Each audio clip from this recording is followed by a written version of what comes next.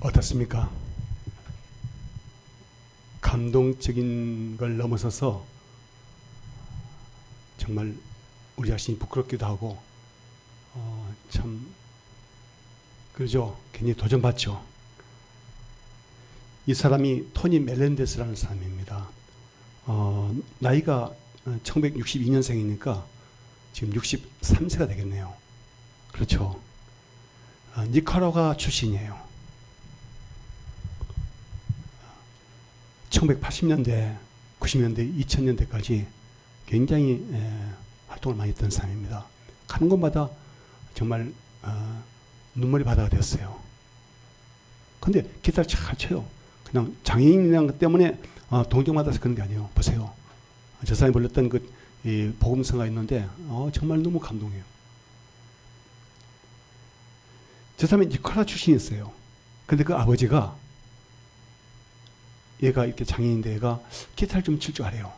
안 되겠다. 그래가지고 얘를 데리고 미국으로 이민 왔어요. 만약에 저 사람이 니카라과에서 계속 성장했다면 저런 음악가로 성장했을 거고 또 활동했을 것 같아요? 안 돼요. 제가 무슨 얘기를 한 줄 아세요? 미국은 장애인의 천국이랍니다. 장애인 천국. 지극히 작은 자에 대한 보살핌이 극진한 나라예요.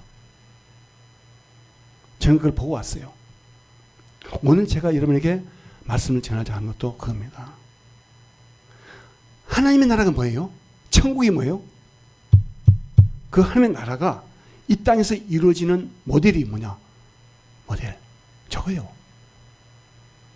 특히 작은 자가 저렇게 대접을 받고 보살을 받으면서 정상 이상으로까지 활동하는 그런 모습을 보여주고 있어요. 오늘 요즘 말씀을 제가 다시 한번 읽어볼게요. 요즘 말씀이요.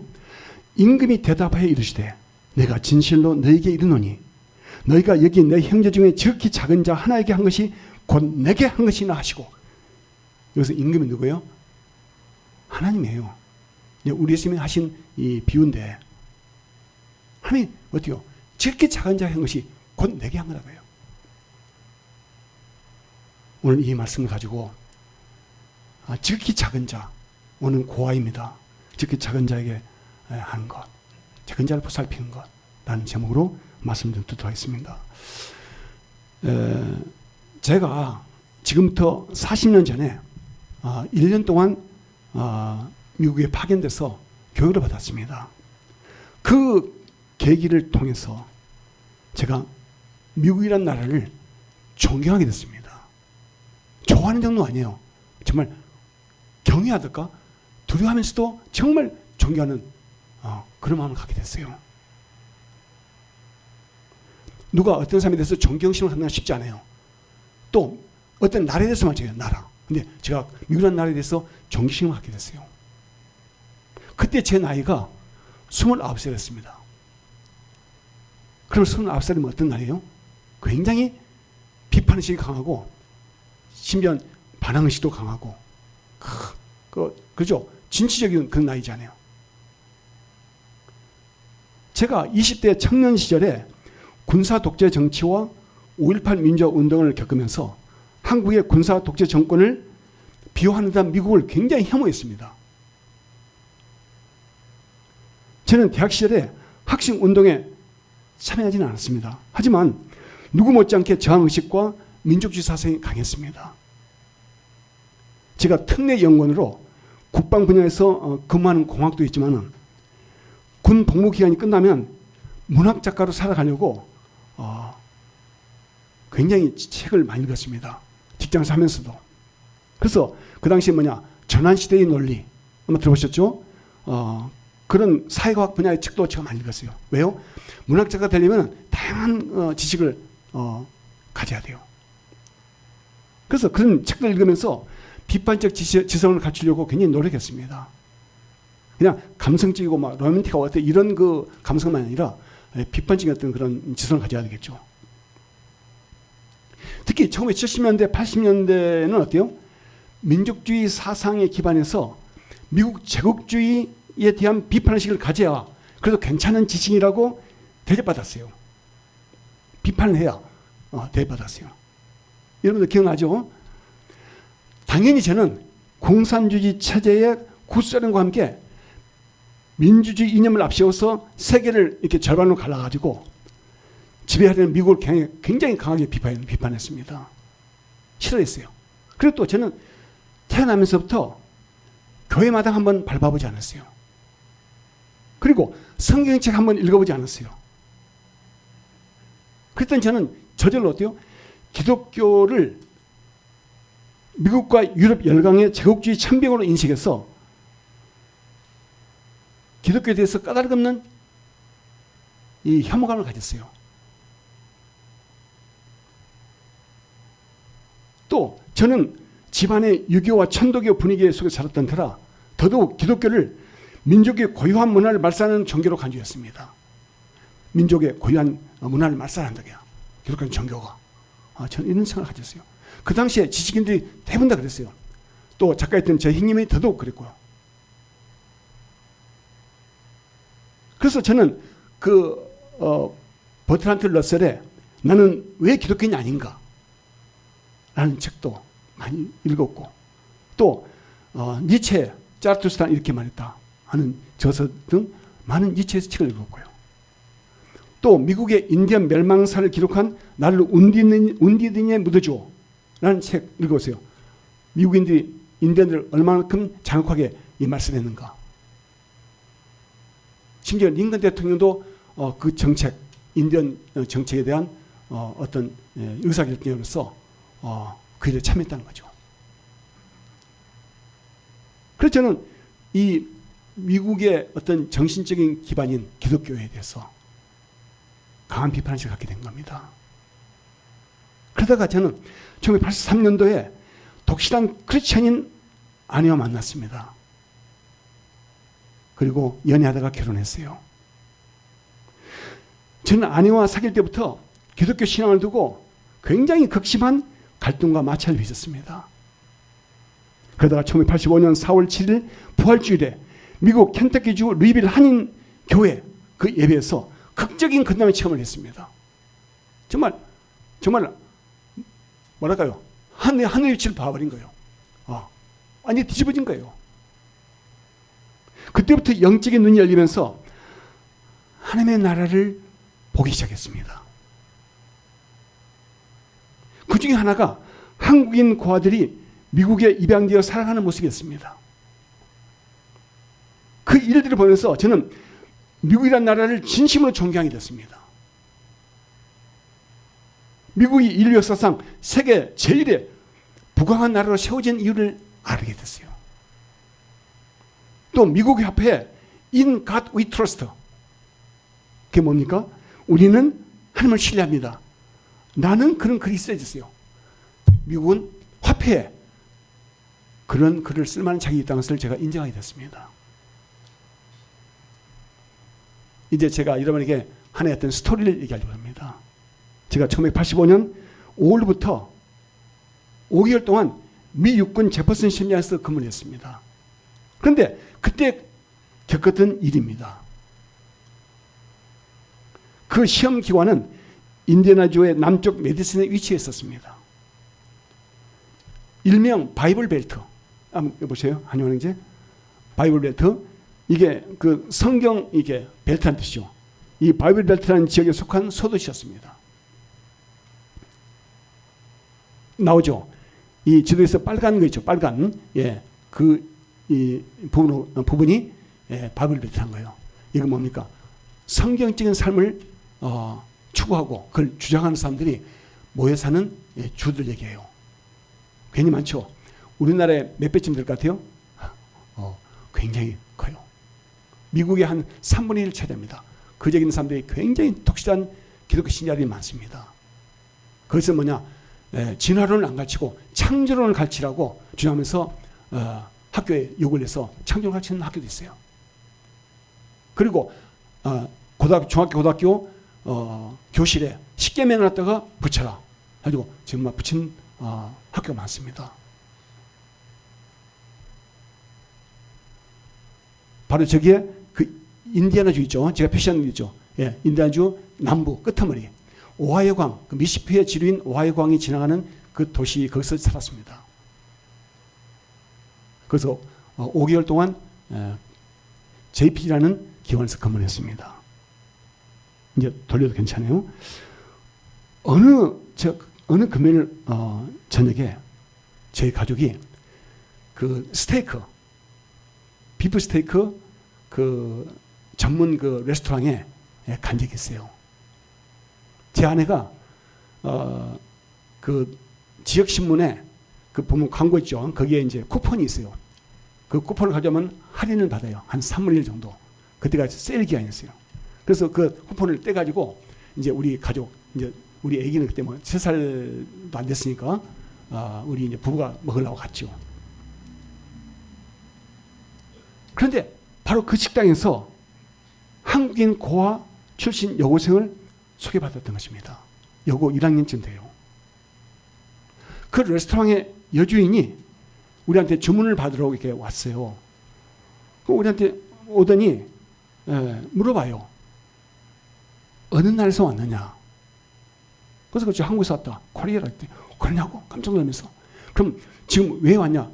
여기 그 JPG라는 이 기관에서 근무한다. 그래서 5개월 있다. 그러냐고?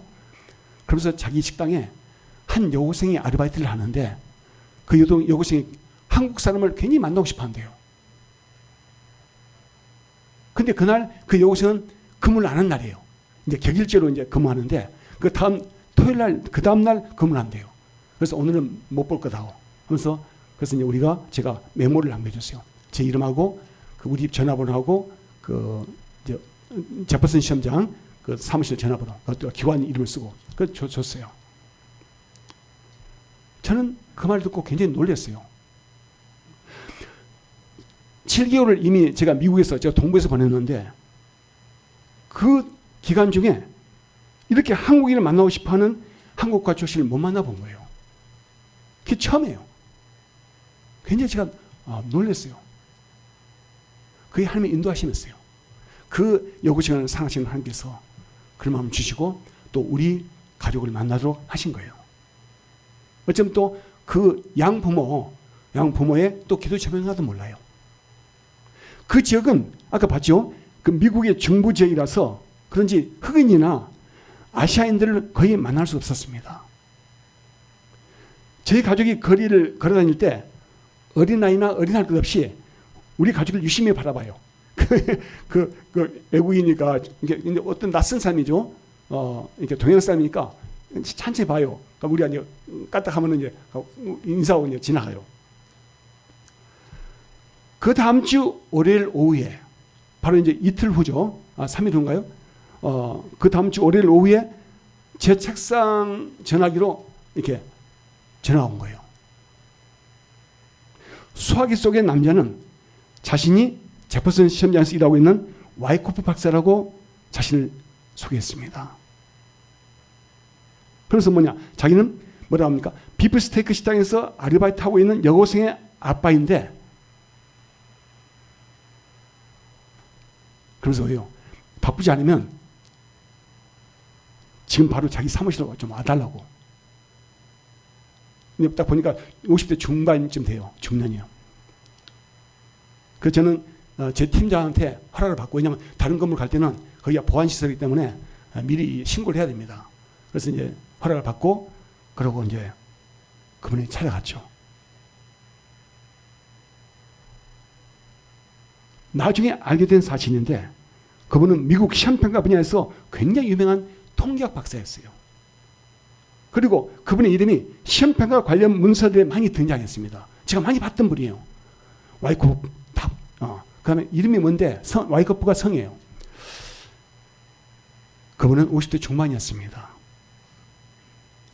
그분은 제가 자기 사무실에 찾아온 것에 무척 고마우면서 저를 반갑게 맞이했습니다. 자기의 양녀가 그 레스토랑 여주인한테서 제 가족에 관해서 이야기를 전하다는 겁니다. 메모까지 전했다는 거예요. 그리고 저희 가족을 자기 집에 초청하고 싶다고 했습니다. 자기 대학생 친자녀들이, 아들과 딸이 지금 그 인디애나폴리스 그 대학에 다니고 있는데 금주 금요일 저녁에 온대요. 그래서 토요일은 주말에 가니까 금주 금요일 저녁에 우리 집 오면 어떠냐 하는 거예요. 좋다. 그럼 먼저 아내의 동의를 받아야 되겠다. 바로 그 사무실 전화를 했어요. 그랬더니 안 사람이 좋다고. 가지고 합의가 된 거예요. 그리고 이제 한 시간 가까이 그 와이프 고프 박사하고 많은 얘기를 나눴어요. 그 제가 여기 미국에 와서 제가 크리스천이 됐다. 그러니까 엄청 반가워요. 기뻐해요. 저희 가족은 금요일 저녁에 와이코프 박사 집을 방문했습니다. 이제 인삼차 가져간 거 한 박스하고 이제 가져왔죠. 정원이 달린 아담한 2층 단독 주택이었습니다. 보면 이제 미국의 그 주택이 나오죠. 여러분들 그 티바트에 봤죠. 가족 모두 정원으로 나와서 제 가족을 환영했습니다. 와이코프의 아내, 친자녀, 양녀 모두 5명이었습니다. 와이코프는 앞치마를 두른 채 나왔습니다. 이제 요리하다가 나온 거예요. 제가 지금 40년째 일인데 지금도 기억합니다. 대화 내용까지도 거의 기억을 해요. 그래서 그 양녀 고교생은 너무 반가워가지고 막 기쁜 나머지 막 눈물을 흘렸어요. 눈물 막 글썽이더라고요. 그러면서 제 아내 이 품에 안겼어요. 정원에서부터. 저 기억을 해요. 그러니까 제 아내가 이렇게 안아주더라고요. 그 우리 이제 아기는 이제 좀 걸어다니니까 이제 그 정원을 걸어다니고. 와이코프는 중국 요리 책자를 펼쳐놓고 열심히 중국 음식을 요리했습니다. 그 부인은 식탁에 식기를 막 놓고요, 막 이제 저녁 식사를 준비를 하고 있는 거예요. 그 여고생은 제 3살 아들을 안아보면서 그 자신의 어린 시절을 막 회상하는 거 봐요. 가끔 막 눈물이 그런 거랑 해요. 그리고 이것을 같이 얘기하다가 이제 식탁에 앉는데 그 와이코프 박사가 우리 아들 3살짜리 있잖아요. 앉는 의자를 가져왔어요. 그래서 뭐라 하냐면 바로 이 양녀가 자기 애들 다 키운 다음에 양녀가 와서 클 때 좀 왔을 때 앉았던 의자라면서 의자를 내놔요. 참 너무너무 있잖아요. 막 가슴이 막 그런 말 해요. 막 목이 메이고. 그리고 와이코프는 식사하기 전에 잠깐 함께 감사기도 하자면서 기도를 요청하더라고요.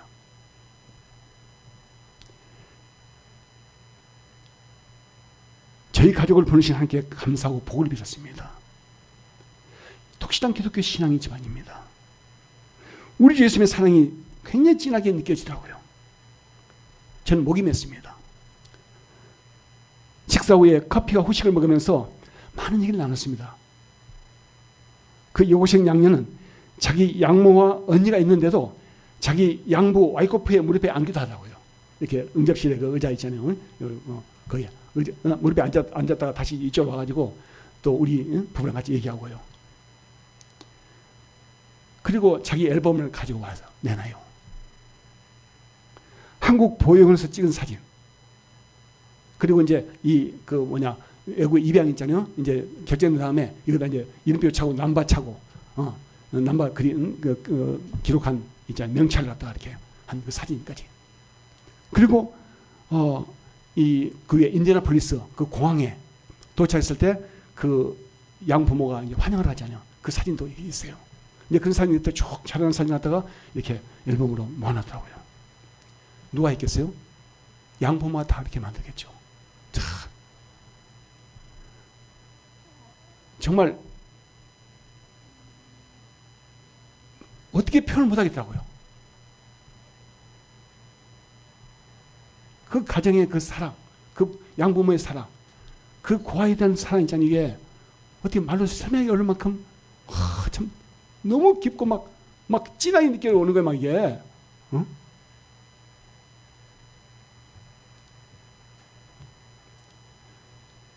거의 2시간 넘게 그 가족과 함께 많은 얘기하고 차 마시고 하면서 시간을 보냈습니다. 그리고 그 양부모에게 그 여고생, 고아주신 여고생을 제 집에 초청해서 저녁 대접을 하겠다 하고 허락을 받았습니다. 바로 그 다음 주 금요일에 그 여고생을 저희 아파트로 초대해서 저희 식사를 함께 했습니다. 피는 못 속이는지 그 여고생은 처음 먹어본다는 김치 있잖아요. 그거 엄청 잘 먹어요. 좀 덜 맵겠는데 그걸 잘 먹어.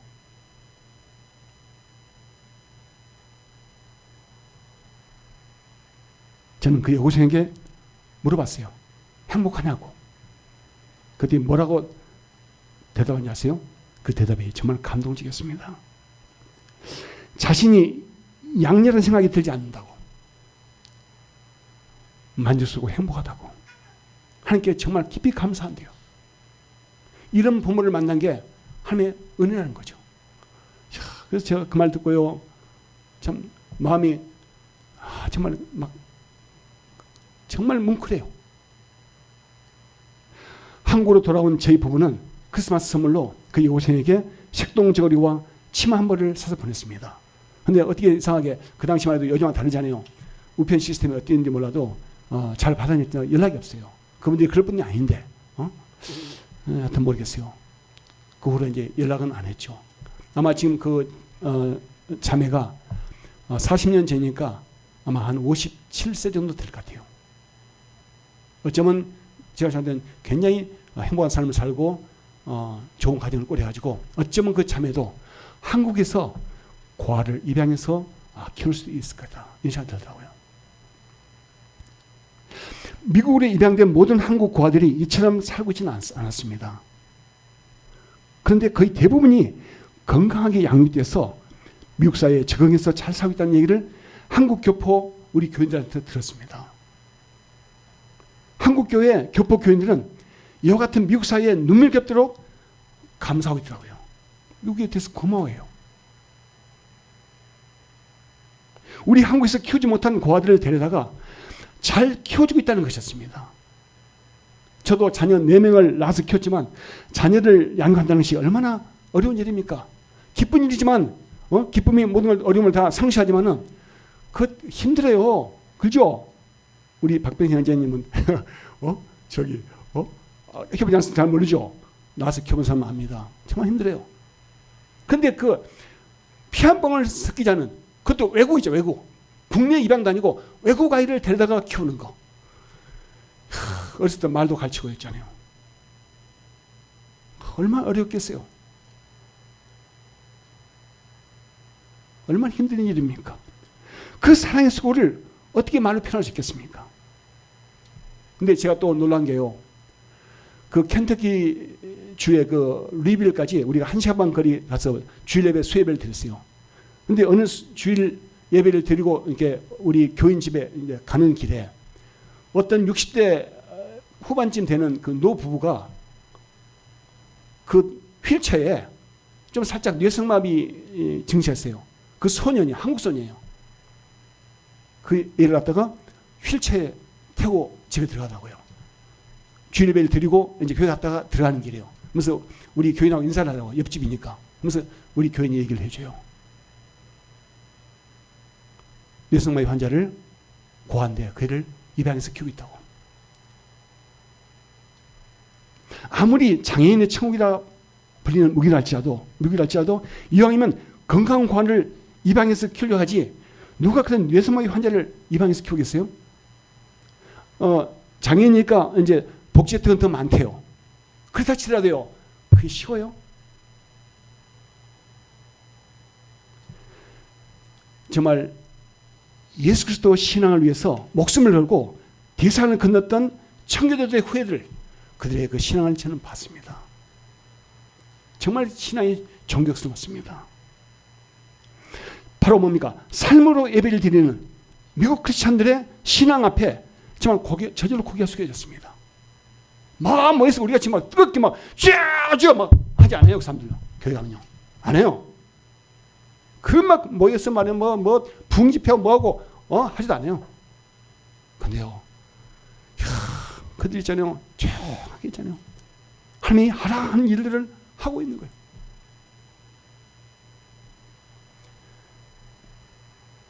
참, 전 정말 그들 신앙 앞에요. 정말 고개를 숙이지 않을 수 없어요.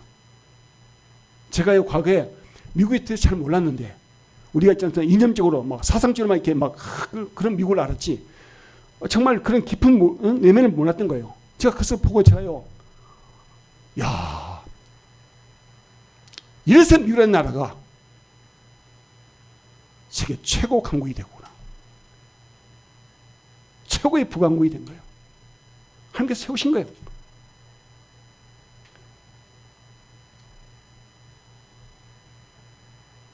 저는 미국이라는 나라가 눈물겹도록 고마웠습니다. 정말 진짜 부끄럽고 가슴 아팠어요. 한편으로는. 1953년도부터 제가 2024년도까지 우리나라 고아들이 해외 입양되는 그 현황을 제가 한번 찾아봤어요. 이번에 좀 다시 한번 관심 있게 찾아봤어요. 약 한 25만 명 정도가 해외 입양됐더라고요. 국내 입양된 수가 훨씬 많아요. 거의 한 2배 가까이 많아요. 중앙입양원 자료에 따르면 1958년부터 2014년까지 56년 동안 15만 4천여 명의 고아들이 약 9개 국가로 입양됐어요. 미국이 11만 1,700명이에요. 전체 72.2%입니다. 그런데 놀랍게요. 9개 나라, 미국을 포함한 9개 나라가 모두 다 기독교국가라는 거예요. 여기 한번 띄워보세요. 한번 봅시다. 한국과 입양형 나오죠. 예. 이게 지금 2022년도까지 나온 거예요. 53년도부터. 우리나라 6.25 전쟁이 이제 전쟁과부터 시작해서 굉장히 많죠. 총 한 25만 명 정도가 외국 나온 겁니다. 그래서 23년도, 24년도는 빠졌어요. 그 다음 나온가 봐요. 예. 여기 보면 나오죠. 이게 이제, 입양원에서 이렇게 이제, 만든 통계인데, 나오죠. 이건 이제 58년도부터 2014년도까지, 약 58년 동안, 예. 58년 아니죠. 56년인가요? 예. 그 기간 동안에 입양 현황을 했습니다. 미국이 단연 높죠. 예. 넘어갑시다. 자, 갑시다.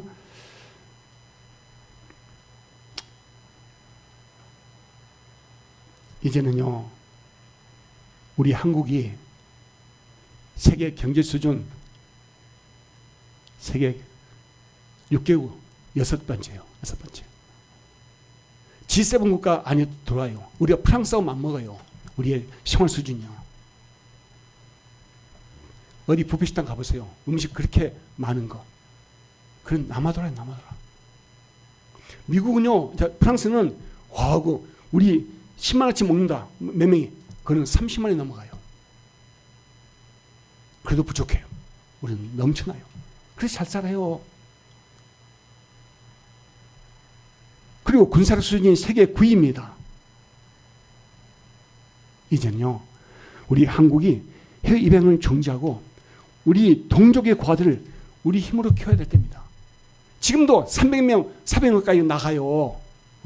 매달, 매년. 이건 말이 돼요? 정말입니다. 제가 이번 설교는 제가 유튜브로 띄려고 합니다.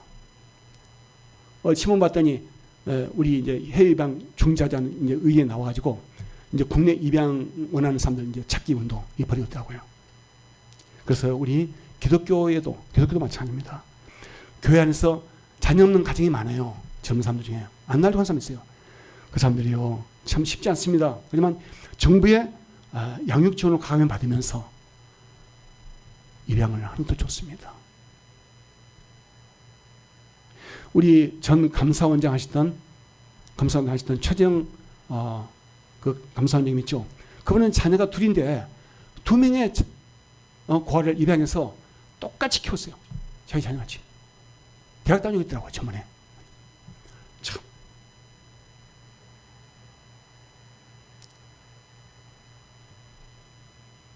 교회에서 그렇게요, 지극히 작은 자, 고아를 그렇게 우리가 돌보잖아요. 그럼 하나님께서 얼마나 우리에게 큰 복을 주시겠습니까? 그래서 신명기 다음같이 말씀하십니다.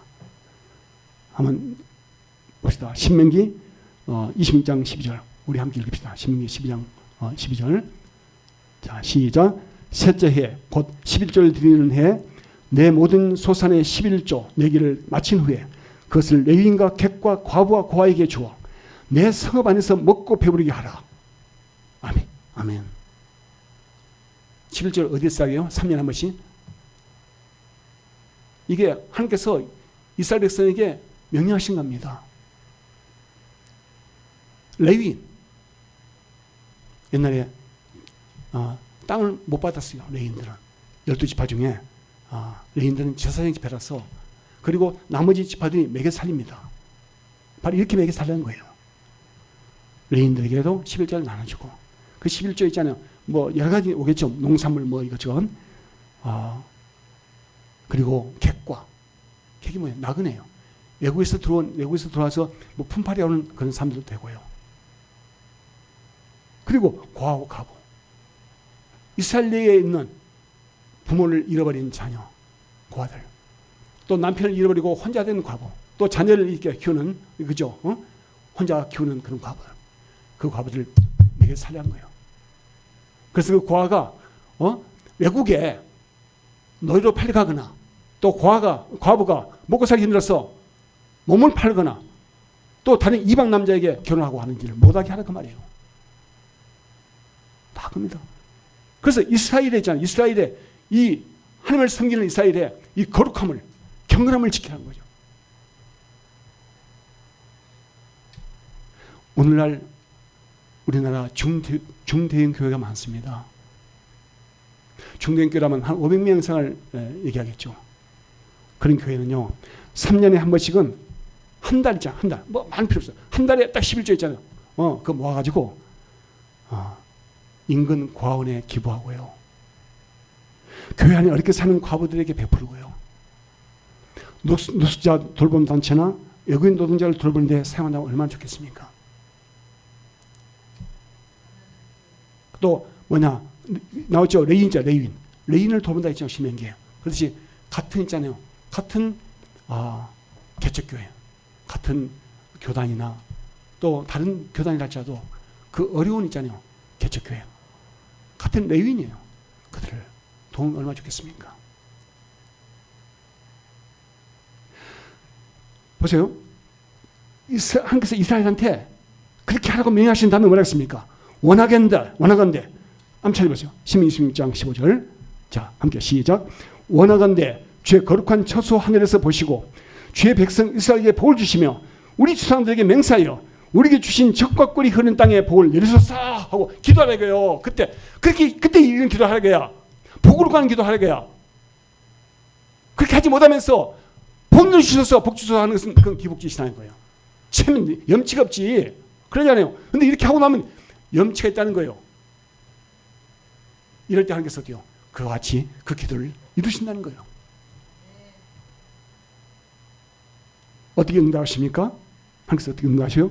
그 다음에 봅시다. 신명기 16장 19절. 자, 시작. 그런즉 여호와께서 너를 그 지으신 모든 민족 위에 뛰어나게 하사 찬송과 명예와 영광을 삼으시고 그가 말씀하신 대로 너의 하나님 여호와의 성민이 되게 하시리라. 아멘.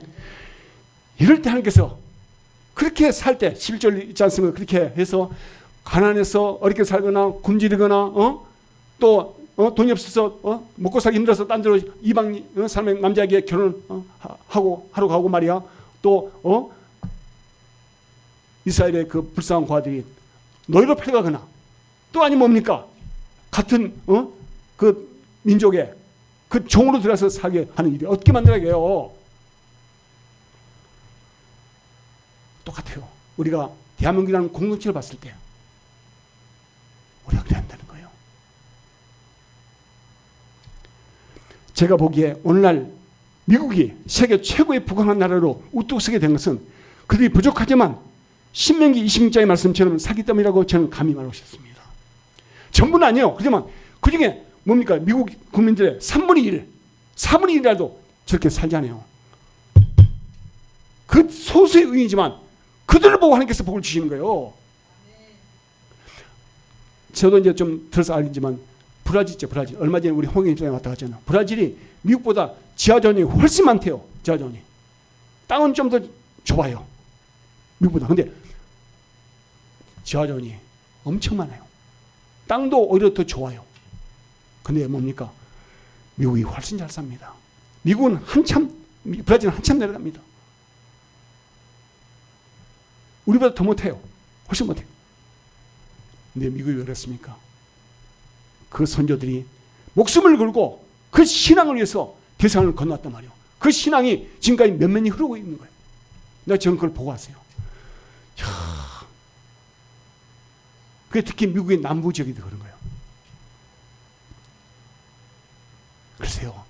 항상 그림에 눈을 모시고 바로 신명기 26장 19절 같은 이런 축복을 하시는 겁니다.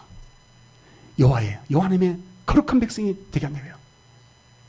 모든 민족이 뛰어난 국가가 되게 한다는 거예요. 야, 저는 이걸 보고요.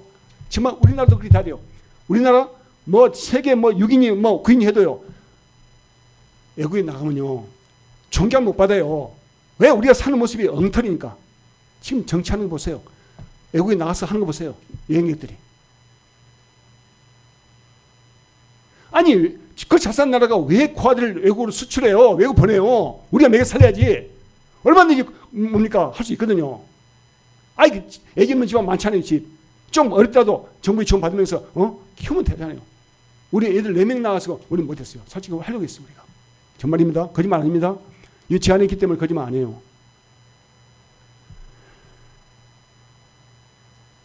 미국이요.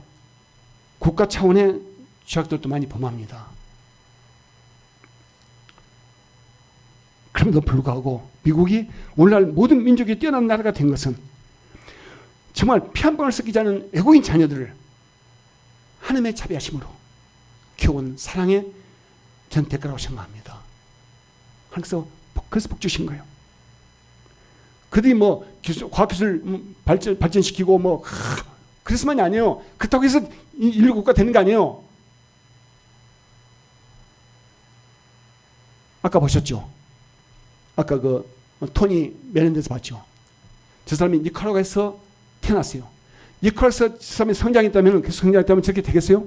안 됩니다. 미국이라는 나라가 그렇게 만듭니다. 장애인을 굉장히 잘 보살핍니다. 그래서 보시죠. 여러분들 역사에서 헬렌 켈리 여사 왔죠. 태어날 때부터 맹인이고 농아예요. 듣지도 못하고 보지도 못하고 말도 못해요. 그 어린아이를 정말 신앙 좋은 그 가정교사가 정말 얼마나 어렵겠어요. 세상에 입에 대고 있지 않습니까? 혀로 이렇게 있잖아요. 말하는 거 가르치고요. 혀를 집어넣어서 가지고 어떻게 합니까? 갖다 대면 있잖아요. 무슨 말 하는 거 다 알지 않을까? 딱 대면 맹인인데 어떻게 합니까? 나중에 얼마나 위대한 인물이 됩니까? 정상인도 그렇게 못 되는데 그게 누가 그렇게 해요? 하나님이 계시기 때문에요. 그리고 또 우리나라의 강영호 박사님, 맹인 강영호 박사님이 한국에 있었으면 있지 않습니까? 또 믿음의 아내를 안 만났으면 기껏 뭡니까? 마사지 하는 정도 끝나요, 인생이. 머리도 좋은 것도 있지만은 미국을 건너놨잖아요. 우리 한국에서 못합니다. 미국 가서 어때요? 맹인인데도 대학 교수가 됐어요. 또 어떻게 됩니까? 백악관에 보좌관 됐어요. 그리고 뭡니까? 유엔에서도 활동을 했어요. 이와 같이 이런 장애인들을 위대한 인물로 키워냅니다. 그러니 하나님께서 미국을 얼마나 기뻐하시겠습니까? 한번 보세요. 그래서 야고보서는 말씀하고 있습니다. 한번 읽어보세요. 야고보서 1장 27절 함께 시작. 하나님 아버지 앞에서 정결하고 더러움이 없는 경건은 곧 고와 가버릴 그 환난 중에 돌보고 또 자기를 지켜 세속에 물들지 아니하는 그것이니라. 아멘. 야, 보세요. 여기서 경건은 뭡니까? 경건은 헬라어로 드레스케이아입니다. 드레스케이아. 숭배하다는 말입니다. 숭배하는 의미도 있어요. 이게 무슨 말이에요? 하나님 앞에서 참된 경건이 뭡니까? 예배드리는 거예요. 삶으로 예배드리는 거란 거예요. 그래서 요한일서 3장 18절에 어떤 말씀이 있습니까? 자녀들아 우리가 말과 혀로만 상하지 말고 행함과 진실함으로 하자. 말씀을 정리합니다. 오늘 봅시다. 마지막으로 오늘의 본문 40절을 한번 읽어봅시다. 함께 다시 시작. 너희가 여기 내 형제 중에 지극히 작은 자 하나에게 한 것이 곧 내게 한 것이니라. 형제 중에 지극히 작은 자가 누구입니까? 본문에는 고아라는 말이 없습니다. 근데 고아도 포함되어 있습니다. 그건 이제 일반적으로 썼어요. 고아는 어떤 사람인지 알죠? 자신의 필요한 것을 자신의 힘으로 얻기 힘든 사람이에요. 뭡니까? 정신지체만이 아니라 또 육체적으로 지체 장애인도 포함되지만은 고아는 부모가 없잖아요. 보호자 없잖아요. 그래서 누구의 돌봄이 필요해요. 어려서부터. 그런 나이 어린 고아나 극심한 장애인을 뜻합니다. 지극히 작은 자 하나에게 한 것이 곧 내게 한 것이라는 말씀이 바로 뭡니까? 바로 그게 예배입니다. 예배. 내게 한 게, 우리가 함께 하는 게 뭐예요? 드리는 게 예배예요. 그게 뭡니까? 바로 이같이 삶으로 드리는 예배예요. 저희 부부는 40년 동안 몇 명의 고아들을 계속 후원했습니다. 제 아내가 한 2년인가 하다가 이제 결혼해서 합쳤어요. 그래서 한 45년 가까이 고아들 몇 명을 이렇게 후원했습니다. 한 애가 이제 고등학교 졸업하면 이제 떠나고 또 새로운 아이가 들어와가지고 한 뭐 2명, 3명 하다가 나중에 또 우리 교회에서 또 했잖아요. 한 10년까지 했나요? 예. 아마 한 2명, 3명 했죠, 우리가요, 개인적으로. 그 후원과들이요. 또 해당 보육원이, 죄송합니다, 거기가 불교, 법인이에요. 그러니까 원장이 불교 신자예요. 그래서 그냥 몰라도요, 그 고아들이, 후원받은 고아들이나 다 컸잖아요. 고등학교 마치고 대학 들어가고. 또 오면 우리가 또 뭡니까? 사회 적응할 수 있도록 우리가 도와줄 수 있잖아요. 어떤 애도 있잖아요. 고맙다고 인사한 적 없어요. 그리고 고한 원장도 한 번도 우리한테 고맙다고 했잖아요. 인사한 적 없어요. 보통 한 10년 하다 보통 이제 끝납니다. 대부분 다 후원이. 또 어떤 후원 고아 청년은요, 우리가 1년 동안 집에서 데리고 있었습니다. 아파트에서. 제가 서울 그 대학원 다닐 때요. 근데 나중에 우리를 배신했어요. 참 그런 배신당한 아픔도 겪었어요.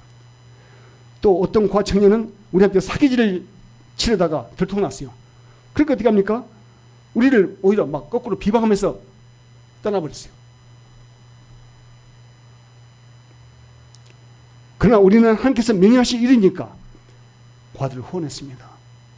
그런 고맙다는 인사도 안 받고 우리가 어떤 그런 사료도 안 받았지만 그러나 우리는 하나님께서 명령하시기 때문에 했어요. 그런데 가슴 아프게도 2달 전에 제가 목회 은퇴를 고민하는 과정에서 제가 후원을 중단했습니다. 이제 저도 이제 70이 들어서고 이제 목회 은퇴를 하니까, 그것도 우리 교회도 때 제가 이제 은퇴하니까 교회 이름이 없어질 수 있으니까 제가 후원을 끊었어요. 굉장히 가슴 아팠습니다. 하지만 여건이 또 되는 대로 후원을 다시 시작할 계획입니다. 오늘날 한국의 복지 수준이 높아져서 보육원 고아들에 대한 물질적 혜택은 괜찮다고 합니다. 요즘은 미혼모의 고아도 많아요. 그런데 어때요? 부모가 생존에 있는 고아가 더 많다고 합니다. 지금 그래요. 부모가 서로 가정이 깨지면서 이혼하면서 그거 갖다 맡긴 애들이 엄청 많대요. 그런데 이제는 뭡니까? 그런 고아들에 대한 정식인 보살핌과 가정의 사랑을 체험하게 해주는 것도 필요하다고 합니다. 정부와 기독교회가 서로 협력해서 이 일을 아름답게 행하는 것이 바람직합니다. 이제 우리 동족의 고아들을 우리 모국의 품에서, 우리나라의 품에서 키우고 돌봐야 합니다. 그럴 때 하나님께서 이 나라의 교회에 영생을 주시고 대한민국을 모든 민족이 뛰어나게 하시며 찬송과 명예와 영광을 삼으시고 하나님의 거룩한 백성이 되게 하실 것입니다. 그것이 우리가 하나님께 복을 구하는 것은요, 그건 염치가 없는 거예요. 우리가 한반도 통일을 막 주장하는데, 한반도 통일을 막 염원하는데 이같이 우리가 그러한 나라가 되지 않고요. 우리 남한부터, 이 대한민국 자체, 이 남한, 이 남쪽에 있는 이 대한민국부터 이런 하나님의 나라와 비슷한 이런 나라가 되지 않고 우리가 북한 통일해봐요. 안 됩니다. 안 돼요. 정말 엉망을 만들어버려요. 평양에 갔으면 기생들 또 만들고요. 기생들 또 생기고, 부동산 막 투자하고 있잖아요. 막 정말 정신없어요, 나라가. 그 하나님께서 열지 않습니다. 이 나라 먼저 하나님 앞에 성결해져야 돼요. 저는 이번에 이걸 많이 느꼈어요, 제가.